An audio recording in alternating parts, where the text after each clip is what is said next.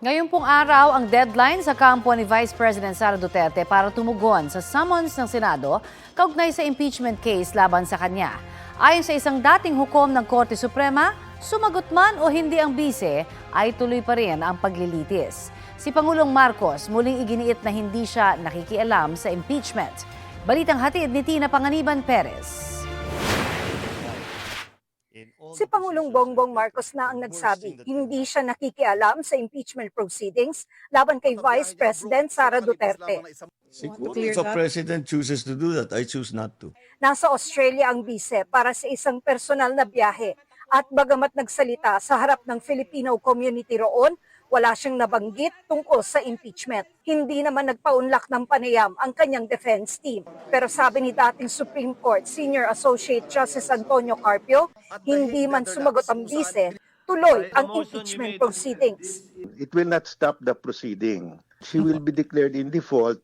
The prosecution will present its evidence, but the defense can still rebut the evidence presented by the prosecution.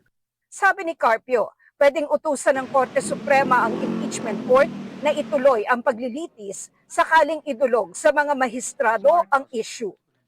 Ang Supreme Court, ang Supreme nga eh. I don't see any reason why the Senate of the 20th Congress will not comply. They will comply the moment the Supreme Court will say, tuloy ang trial. Ayon naman sa isang constitutional law expert, pwedeng i-contempt ng Senate Impeachment Court ang bise kung hindi siya sasagot. Meron silang inherent power na gano'n, no?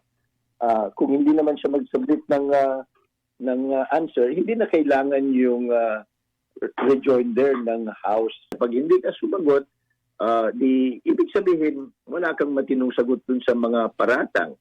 Naniniwala naman si House Assistant Majority Leader Jude Asidre na bagamat hindi na kailangang hingan ng Senate Impeachment Court ang Kamara sa 20th Congress ng certification na desidido itong isulong ang Articles of Impeachment, malamang daw ay sundin ito ng House Prosecution Panel. Verified, validated, and we signed it in front of the Secretary General. For me, that is sufficient already. Tina Panganiban Perez, nagbabalita para sa GMA Integrated News.